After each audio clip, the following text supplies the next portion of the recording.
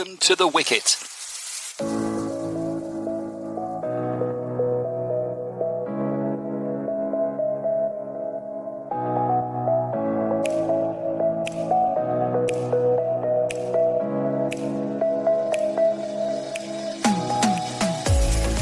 Hello, and it's time once again for some more of your favourite cricket chat at The Wicket, the podcast brought to you by Arab News. I'm your host, Brian Murgatroyd, and with me as ever to discuss what's happening in the sport locally in the Gulf, regionally in Asia and worldwide, are Arab News columnist Jon Pike and Arab News cricket reporter Subas Humagain. Hello, gentlemen. Hello, Brian and Subas. Hi, John. Hello, Brian. And in this show, we dissect the latest goings-on at the ICC Women's T20 World Cup taking place in the United Arab Emirates. We reflect upon the India men's explosive start to their 2020 international series against Bangladesh.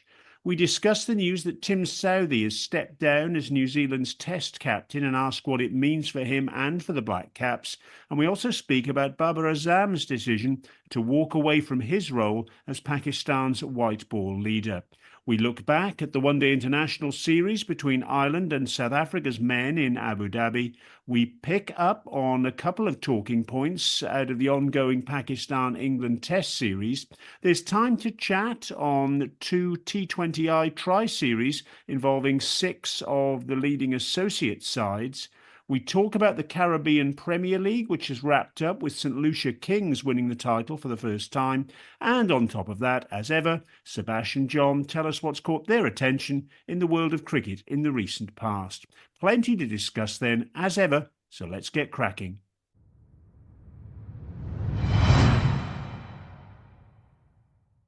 There's only one place to start, and that's with the ICC Women's T20 World Cup in the United Arab Emirates, with the 10 top international sides in the women's game divided into 2 groups of 5, with the top 2 sides from each going forward to crossover semi-finals. In Group A, are defending champions Australia, plus India, New Zealand, Pakistan and Sri Lanka, while Bangladesh, England, Scotland, South Africa and the West Indies are in Group B. The final is in Dubai on October the 20th. We spoke about the first 8 matches of the tournament in a special episode of The Wicket, and if you haven't heard that yet, then please search it up. As we record this episode, there are just 2 sides that are yet to win a match. The 2 qualifiers, Sri Lanka and Scotland, but apart from those 2, every other side still retains hopes of a place in the last 4. One of the trends of the tournament so far has been for low totals, with only 1 score, New Zealand's 160 for 4 against India in Dubai, going past 120, ahead of the most recent match between South Africa and England.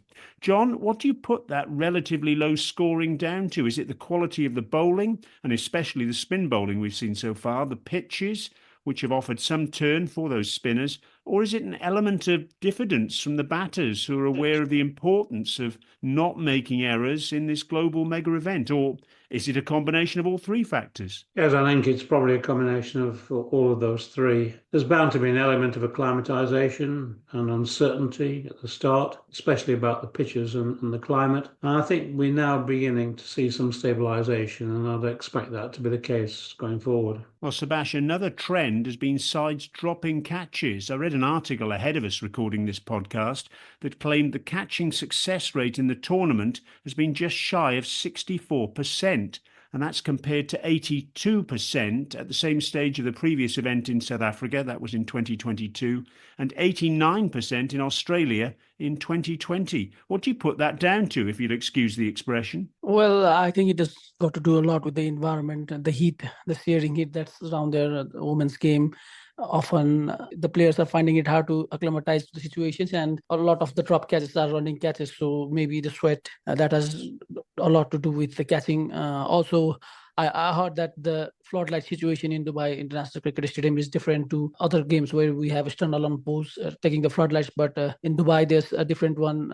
Maybe the lighting situation has a lot to do with that as well. But I think the main reason is the heat and the sweat. Yes, the Ring of Fire at the Dubai International Stadium, with the lights situated around the canopy of the stadium itself, rather than, as Subas mentioned there, on light towers. There have been comments about that in the past, but whether it accounts for that drastic drop in the success rate of catches, well, that's a talking point, I guess. The latest match ahead of us recording was England versus South Africa, which we've just mentioned. And it was a terrific win for England, actually. They bowled with outstanding discipline to restrict South Africa to 124 for 6 and then knocked off the runs with 4 balls to spare.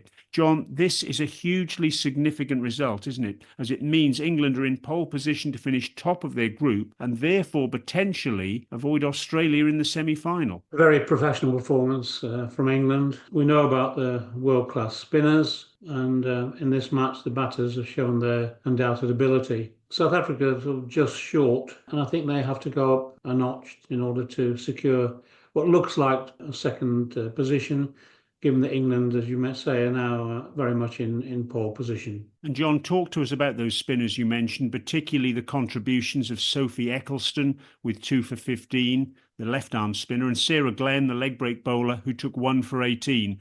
In the context of the match, those two performances really were outstanding. Yes, that's what you expect from Eccleston. She's one of those bowlers who's a delight to watch. She plays with a smile on her face, and she has a little skip before what's hardly call it a run-up. It's a sort of an approach to the crease, but a real top quality. And of course, they've got backups with Charlie Dean and with Lindsay Smith, who probably very well suited to these sort of wickets, as she really sort of bowls darts, a very low slung action and low slung deliveries. So they're always planning for that. Originally, I think they were going to play in Bangladesh, but they're now very well equipped for the wickets that have been available so far in the tournament in the UAE. Subas, there's been talk after the loss for South Africa that Marizanne Kapp is batting too low at number 4. She made 26 from 17 balls in that latest game, but only came in with 6 overs and 4 balls in hand. Would you like to see her move up to number 3, or is that asking too much of an all-rounder? I think that's the need of time now. If you look how South Africa approached the innings at first, I think there were far too less boundaries. They were more defensive than the game demanded. They gave the spinners far too much time. If you see only 5 boundaries from top 3, that's not how the power play should be used. And Laura, I think she batted till 16th looking for support, but it never came from the other end. Tasman Brits and Anik Bose, I think they both struggled to play against the spin. And if Cap, we know how she is against the spin and how she approaches her innings. I think she definitely should have batted higher, and the score could have been different if that was possible. Yes, Laura Volvaert, the captain for South Africa, making 42, but that wasn't the highest score of the match. Danny Wyatt-Hodge made 43, and very significantly indeed, Nat Siver-Brunt, 48 not out from 36 balls in a pressure situation to see England home. Subas, she really is one of the very best in the world, isn't she? Yeah, indeed. I think that's exactly how she showed South Africa should have batted. She got 6 boundaries in 36 balls, and she never felt the pressure situation, even though there was, I think, batting first. The score should have been higher, but England, they approached the innings well, even though they lost 2 wickets early on, but that partnership between Danny and Nat showed how the innings should be approached. Even though the Marizanne Kapp was brilliant, bowling brilliantly, I think she bowled 17 dot balls in that spell, but they targeted other bowlers and got the rounded in the way, and the phase looked easier. It's all credit to Nat that she approached the innings that way. Yes, a fine innings from Nat Siver-Brunt and a victory for England. Well, rest assured, we'll stay across everything that happens in the tournament and update you next time. And by the time we record our next episode, the group stage will be as good as done and dusted, and we should have a clear idea of the sides set to play in the semi-finals.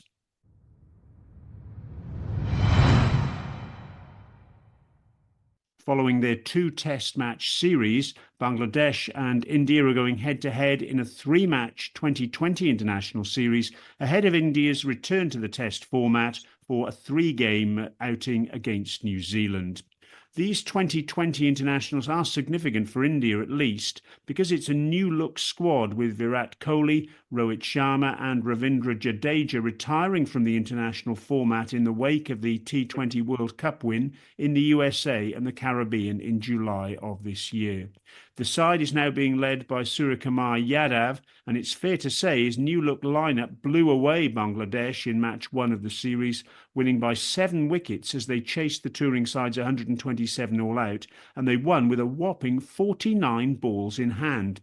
It really was a complete team performance, as there were 3 wickets apiece for Seema's Arshdeep Singh and Varun Chakravarti, and also an exciting appearance from fast-bowling hope Mayank Yadav, before a reply that saw every batter play with freedom, and Hardik Pandya thrilled the Gwalior crowd with an unbeaten 39 from only 16 balls to wrap up proceedings. John, so many positives for India from the match, but what was your pick of them? For me, it has to be Arshdeep Singh with his 3 for 14 in off 3.5 overs. He really has become the spearhead of this Indian T20 team and looks to be one who's going to be there for a long while. Yes, outstanding from him. Let's not forget his contribution in the final of the T20 World Cup as well, bowling at the death of that match and bowling very effectively indeed. And he's done it again in this match too. Subas, for Bangladesh, after the promise shown during parts of that T20 World Cup, this appears to be a step back, as they were like rabbits in the headlights in the face of India's ultra-aggressive approach. What went wrong, do you think, and how can they reverse the trend? I think the death over, they only scored 12 runs of that last 4 overs with the bat. If you don't consider that 4 leg byes in the last over, I think the end of the innings definitely could have been better. They struggled to get the boundaries. Arshdeep Singh getting 2 openers early on, I think that made some pressure, but Tawhid and Nazmul, they held the innings and brought back the momentum. But I think the tailenders, they should certainly have gone for big shots, and they failed to do so. 12 runs of last 4 overs. I think that doesn't mean the team is good enough for T20I. The team that has pressed so much in the World Cup, I think they were off the mark. Match 2 of the series is taking place in Delhi on the day we're recording this podcast, and the series wraps up in Hyderabad on Sunday, the 12th of October. We'll cover off those remaining 2 matches next time here at The Wicket.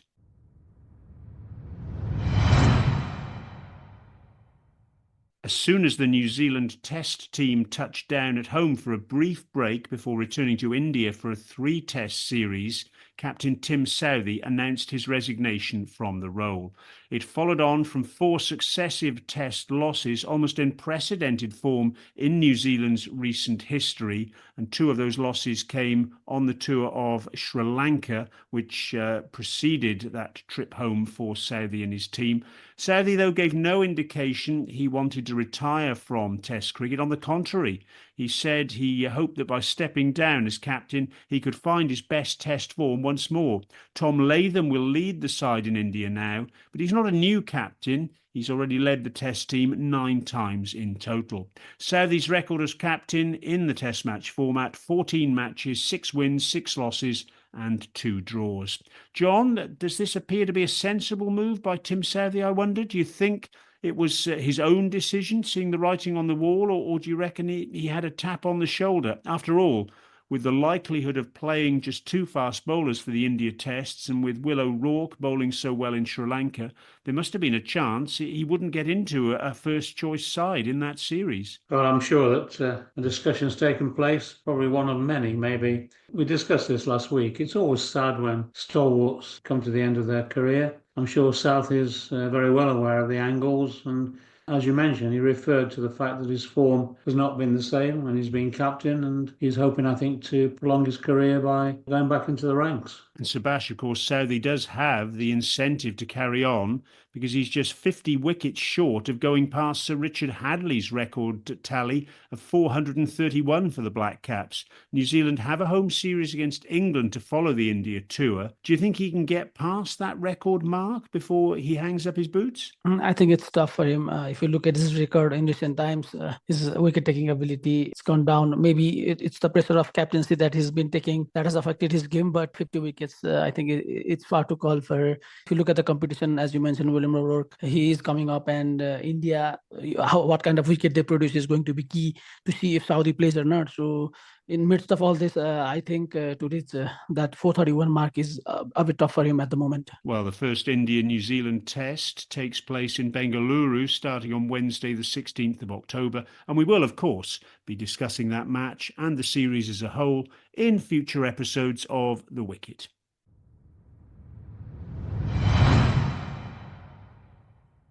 After the euphoria of a first 2020 international win against South Africa in their white ball series, Ireland's men came back down to earth with a series loss against the Proteas in the one-day international format, although they did secure a morale-boosting win in the final match of the tour. The first two games of the series were heavy losses for the Irish by 139 runs and 174 runs before that win by 69 runs to mean a 2-1 series win for South Africa.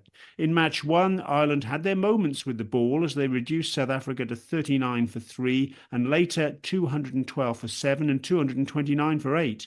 But South Africa managed to scramble to 271 for 9, and that proved far too many for Ireland as Lizard Williams bowled well in helpful conditions under lights, taking 4 for 32 to help skittle Paul Stirling's side for 132. If Ireland were competitive for long periods in that first match, it was a different story in Game 2, as South Africa romped to 343 for 4 off the back of Tristan Stubbs' maiden one-day international 100. He made 112 not out, incidentally, from only 81 balls. Then, again batting under lights, Ireland were bowled out for 169, and the margin of defeat, 174 runs, was actually softened by a last-wicket partnership of 52 between Graham Hume and Craig Young. But Ireland showed what they could achieve by batting first, after winning the toss in the final match, racking up 284 for 9, including 88 from captain Paul Stirling and 60 in 48 deliveries from Harry Tector. And that was far too many for South Africa, especially after Graham Hume and Mark Adair reduced them to 10 for 3, and despite 91 from Jason Smith, it was a comfortable win for Ireland. John, after those opening two losses, Ireland ended the tour with a spring in their step. They could even argue that the toss cost them the series, as when they won it and had the chance to bat first in those roasting hot afternoon conditions in Abu Dhabi, they were able to secure a win. Is that argument a fair one from Ireland's perspective? I would say it probably is. They're on a long journey of learning. I think they're doing pretty well on that. There'll be lean times, but as you mentioned, in match 3, batting first, they showed a different side to their abilities, getting amongst the top order after posting 284. I saw an interesting stat that they, on average, in that innings, the new ball swung 2.1 degrees compared with 1.1 in the previous two matches. So certainly they had bowling conditions on their side in the third match. Yes, they made the most of them, no question about that. But John, Ireland's batting, apart from that last game in the first two matches, did look a little bit paper thin against what was, in effect, South Africa's second string attack. An attack, remember, that had struggled against Afghanistan up the road in Sharjah last month. But a huge relief, I'm sure, for Ireland was in that final match, Harry Tector's return to form. Since his one-day international 100 against Afghanistan in Sharjah in March, he'd endured a torrid trot of low scores and hadn't actually reached 50 in 16 innings across all formats since then, ahead of that 60 from 48 balls.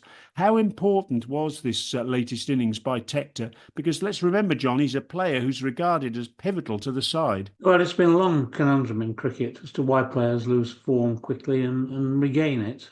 Personal circumstances, loss of concentration and confidence, injury, they all contribute. I don't know about Tector's circumstances. But he has the class, and hopefully coming good in that third match puts him on the road to a string of good form. Subas, the positives for South Africa included the form of Ryan Rickleton at the top of the order and behind the stumps. Tristan Stubbs showed why he's so highly regarded, and Lizard Williams bowled effectively. He was player of the series, actually, with 11 wickets. Has Williams in particular done enough to force his way into South Africa's longer-term plans, do you think? It's tough to say at the moment. I think Lizard Williams and Ornell Bartman, the two bowlers who were leading the line in this series, are fighting for a place. If you see overall, the bowlers like Mark Jansen, Arnik Norkia, Kagishwar Rabada, Lungi Ngidi, even Gerard Coetzee were fighting for that spot. So you need to be consistent, and looking is side by side. I think it's Bartman versus Lizard Williams for that spot, and it's not necessarily guaranteed that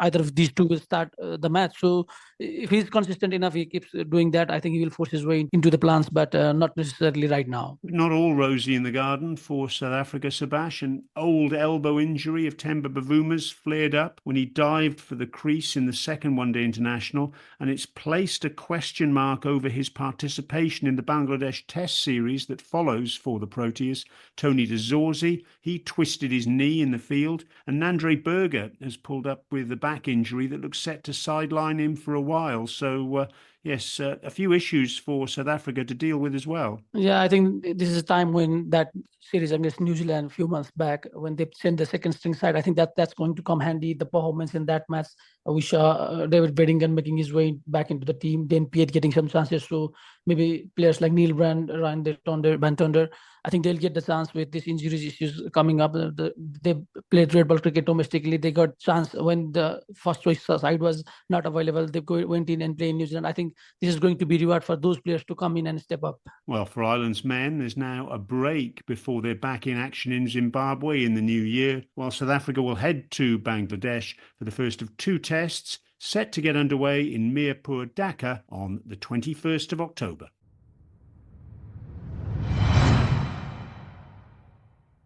The first test of a three-match series between Pakistan and England's men is underway in Multan. Rather than speaking about something that might get overtaken by events, we'll do a complete overview of that match next time. But for now, we still have plenty to speak about involving both sides. Let's start with England and the fact that Ben Stokes opted not to play in the opening test as he continues his rehabilitation from the torn hamstring he suffered in the men's 100 during the English summer.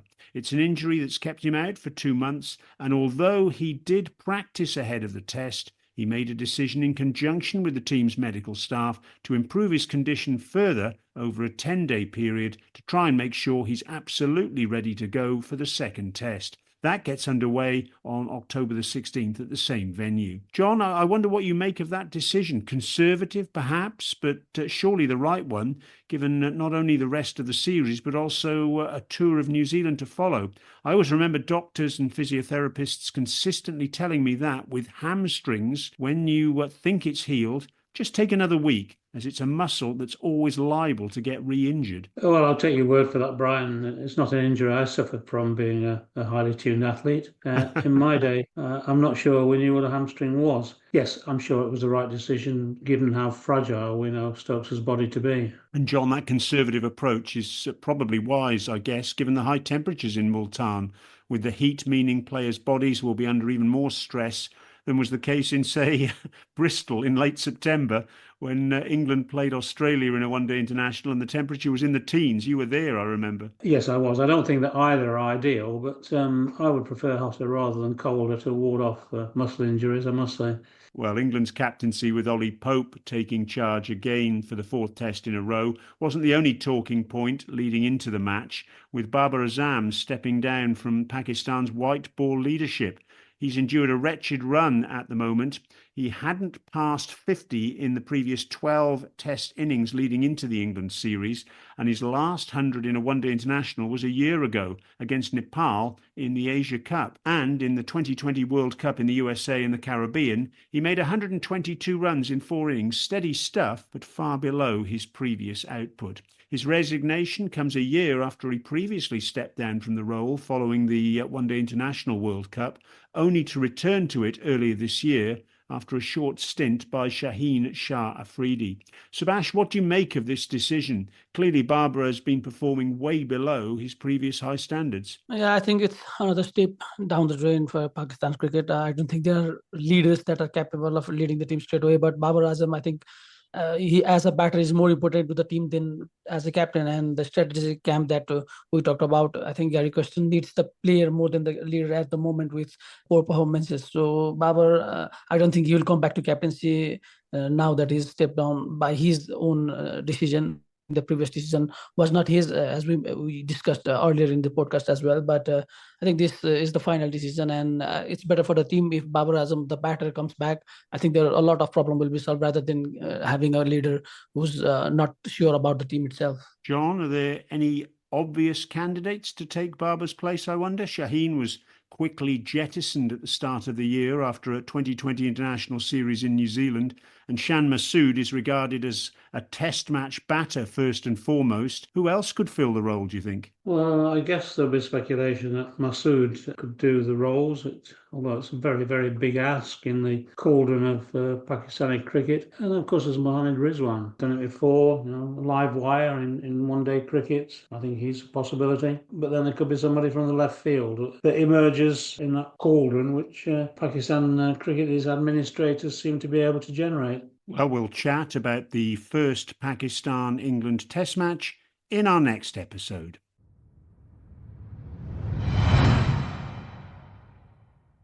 After the World Cup League Two series in Canada, involving the hosts Nepal and Oman, and in Namibia, where the African side welcomed the United Arab Emirates and the United States of America, the teams stayed together for 2020 international series.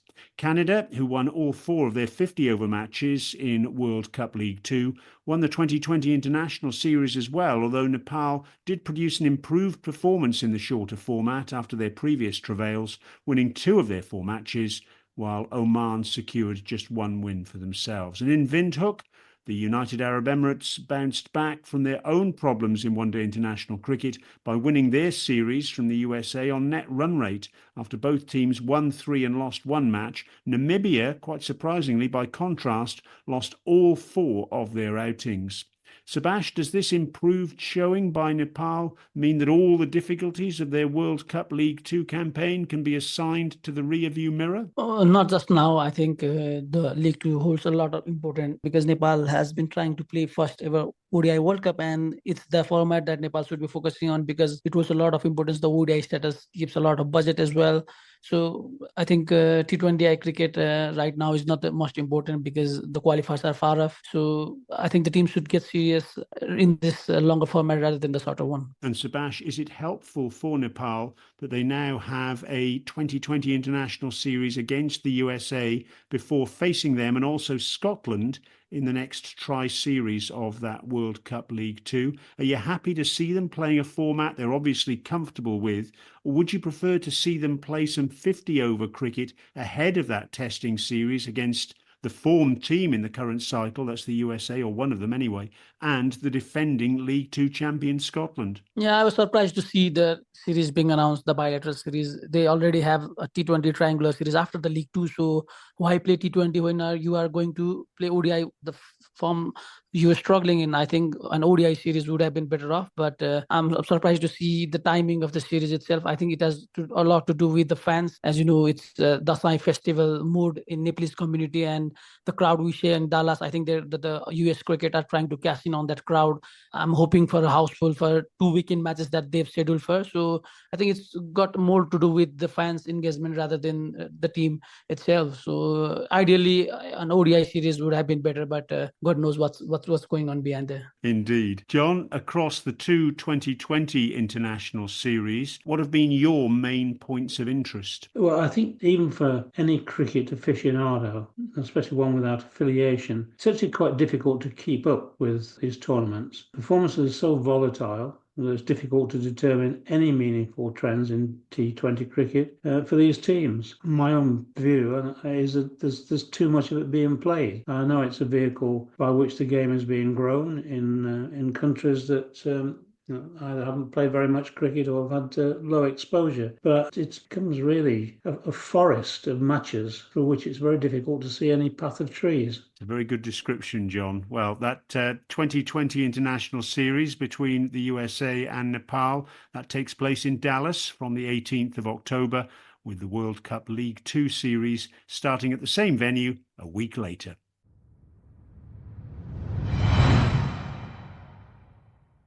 The St. Lucia Kings have won the Caribbean Premier League, the 2020 competition based in the West Indies, for the first time. They overcame the defending champions, the Guyana Amazon Warriors, comfortably in the final on Sunday, the 6th of October, winning by 6 wickets with 11 balls to spare. It was a tournament dominated by spin, with the top 3 wicket takers all spinners, led by Afghanistan's wrist spinner Noor Ahmed. He played for the champions and he took 22 wickets to secure the Player of the Series accolade. But perhaps the biggest talking point of the tournament came in the first of the knockout matches, when Barbados Royals beat the Trinbago Knight Riders in a match that's likely to be remembered for all the wrong reasons.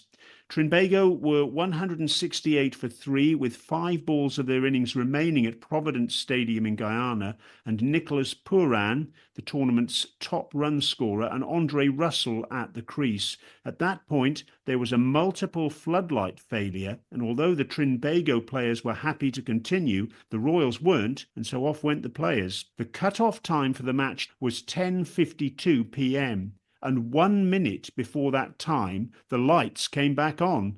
Removing the interval between the innings gave the officials a little bit of wiggle room and an opportunity to restart the match, and it left the Royals with all 10 wickets in hand, needing 64. And with David Miller scoring 50 from 17 deliveries, including 5 sixes, the Royals won with 4 balls to spare. The Trinbago camp was highly critical of what went on, and Andre Russell, after sleeping on what had happened, then issued a fiery, swear-ridden post on Instagram the next day to express his frustration at his side's elimination. The timing of the lights coming back on certainly had conspiracy theorists going into overdrive, especially as the incident was in Guyana, Trinidad and Tobago's near neighbour and rival. Subas, what did you make of what happened? Well, it was hilarious for all of things. I know that Knight Riders were on the wrong side of that, but to see the floodlights going in and the timing of it, and even though they got time to come back into the game, but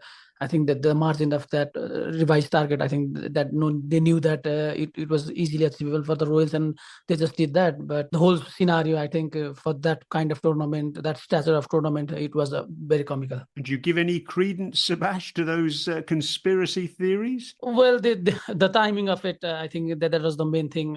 Just a few minutes into the cut-off time and the lights comes on, I think Knight Riders were right to express their dissatisfaction, but maybe a coincidence. I'll take that as a coincidence. John, the new target for the Royals came courtesy of the Duckworth-Lewis-Stern method, but it seemed to favour the batting side given the short nature of the chase. Is that a fair comment? Yes, it is. On short chases, it does tend to favour the batting side, and it's a criticism of the method. It doesn't happen that often, but it is circumstances like this that do lead to system changes. I would imagine they'll be looking at it. And John, is it also fair to say that the CPL and the National Stadium in Guyana don't emerge from this with much credit? Or is that being harsh on both, as sometimes I guess it's hard to legislate for catastrophes like this? Well, blowouts do happen, but I think this one's pushing the boundaries. I suspect that somebody somewhere is having a little laugh. Most administrations pride themselves on running a clean show, and they're heavily criticised if they do not. And the attitude to this one does seem a bit laissez-faire, and I don't think it's particularly a good look for franchise cricket. Subas, what about the tournament itself? A first title for St. Lucia. What were your impressions? Well, I was really impressed with what Noor Ahmed produced in the tournament. Champion team, but his consistency throughout the tournament. He was wicketless on only one match, and even in that, he was below 6 in a match where we saw 180 benches. So I think Noor Ahmed, just 19, but he's just picking up what Rashid Khan has done throughout his career, and improving in Franchise League will certainly help the Afghanistan side. And it was fantastic to see Aaron Jones getting the nod in the final, and he produced a match-winning innings. As an associate fan, I couldn't be more happy. Yes, Aaron Jones of the USA. Of course, he announced himself on the big stage with a performance, a remarkable performance in the opening match of the T20 World Cup against Canada, where he hit sixes for fun. He's at it again now and, well, enjoying himself in franchise cricket. John, from a distance, how do you assess the health of the competition, which has now finished its 12th season? There's a women's event that's now 3 years old, albeit with just 3 teams. And there was a short experiment with a T10 format as a pipe opener to the CPL. That lasted just 1 season in 2022.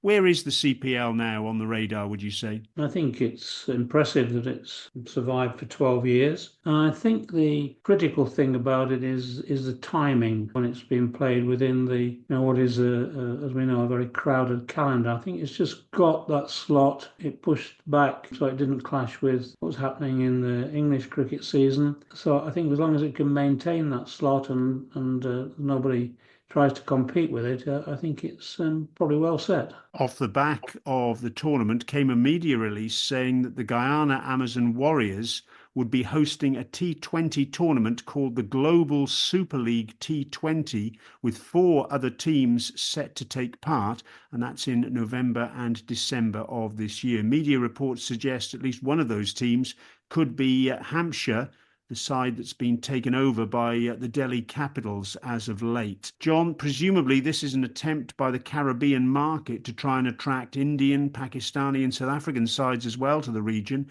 as some sort of pre-season for them ahead of their own domestic tournaments, because what that would mean, obviously, would be broadcast eyeballs in the subcontinent. Yep, that's right. It certainly is. And like you I hear that Hampshire have been invited, an immediate illustration of the new ownership and an appeal in the global market. One has to ask, will anyone attend? But then these days it doesn't seem to matter. As you mentioned, it's all about broadcasts and eyeballs on a screen rather than watching live. I think it's another step in the ever-changing landscape of cricket. Subas, what do you make of this new tournament being announced? Is there room in an already overcrowded calendar, or is that a silly question? We've seen a T20 Champions League come and then die because players who play for multiple teams are always opting, or were always opting, to play for Indian franchises to the detriment of other sides. Has this competition got any chance of survival long term? Well, as the teams that are being called upon are not on the basis of merit, and it's just another invitational league. So I think in our ideal world, you'd want to see all the champions trying to fight for a club champion like we see in football and other sports. But this is an invitational tournament. I think it's for a short term that the participating teams are aiming for. Like you said, it could be a preparation camp or something like that. But if you want this tournament to be a competitive side, I think they should have something, the team being selected on merit basis, and the players, a lot of players play in multiple leagues. So it wouldn't be ideal to see a player facing the team he plays for. So right now, I take it as a friendly series and nothing more than that.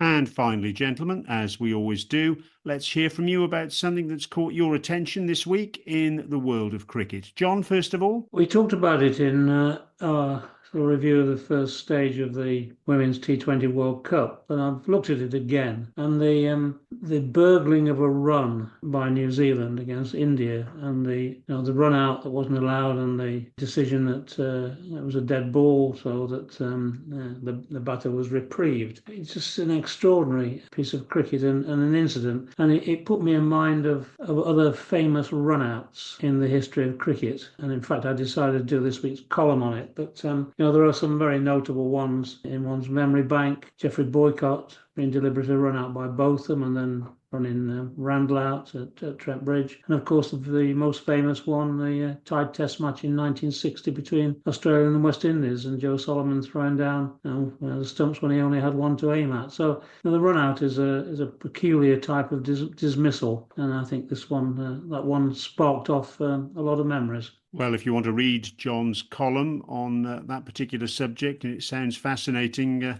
quite a few runouts that I remember very well there, you can go to arabnews.com/cricket. Subas, what about you? What's tickled your fancy? Well, I was at the Nepal Premier League auction, and it was fantastic to see the amount that was spent on the players, 12 players in particular, receiving the highest amount. That's nearly about 11,000 USD, and that's double the amount they get for the annual cricket contract. So domestic cricket is on a high, and with the rumors around, we're listening that the franchises are trying to get the big names of world cricket itself. So November, December window, there's not much leagues that around. So expecting few big names to come in Nepali cricket after all. It's 8 teams, and the teams that cover all nook and corners of the country, and they're targeting November and December first week. So it's just before the big bash league. So expecting few big names, and also there's associate quota. Out of 4 foreign players, 1 needs to be the associate cricket. So I think this is something new that has been applied by the Cricket Association of Nepal to attract big names in associate cricket itself. So